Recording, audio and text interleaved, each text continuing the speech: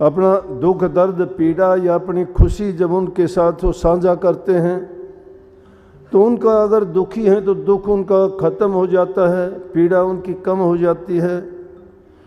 अगर खुशी की बात होती है तो खुशी बांटने से और ज़्यादा बढ़ जाती है। सत्संग में आते हो, आपको इतना चाव होता है, जिसको शरीर में तकलीफ हो, पीड़ा हो, लेकिन हर इंसान चाहता है मैं सेवा का कार्य करूं, क्योंकि सत्संग में सेवा, प्रेम, भक्ति, सद्भावना ये चीज़ें सिखाई जाती हैं और ये चीज़ें भक्ति के लिए बहुत ज़रूरी हैं। आपस में प्रेम, परिवार में माँ बाप से, भाई भाई से, पति पत्नी से, और इन सब से बड़ी बात गुरु से प्रेम, क्योंकि गुरु जो हमें ज्ञान देता है वो इस दुनिया का नहीं, बल्कि इस दुनिया से परे की उस स्थिति में ले जाके छोड़ता है जहाँ से फिर वापस आना नहीं होता, और हमें इस काल और माया के देश के दुख और नहीं सहने पड़ते और ना ही जन्म मरण के पचड़े में पड़ना पड़ता। जीव अगर दुखी है तो इन्हीं कारणों से दुखी है। कबीर साहब की जो वाणी अभी थी वो उन्होंने अपने लिए नहीं कही, लागू तो अपने आप पे ही की है उन्होंने, लेकिन चेतावनी और शिक्षा हमें दी है।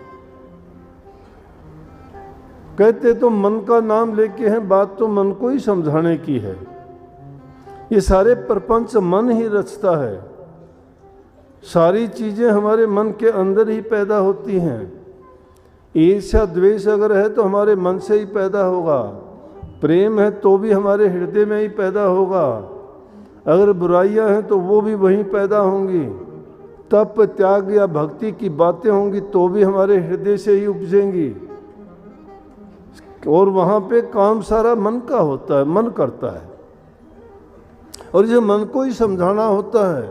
बुद्धि का काम है कि मन को समझाए, लेकिन मन भटकाव कर देता है, और करने का माध्यम इसका यह है कि इसका सब हमारी ज्ञान इंद्रियों और कर्म इंद्रियों पर शासन है, राज है, इसके काबू में है। ये जो चाहता है वो करवा देता है। इसलिए कबीर साहब ने कही, अरे मूर्ख मन, तू सोच समझ इस बात को कि तू गुरु के ज्ञान के बिना किस घाटी से जाएगा। सवाल उठ जाता है, समझ में नहीं आती बात तो कहते घाटी कौन सी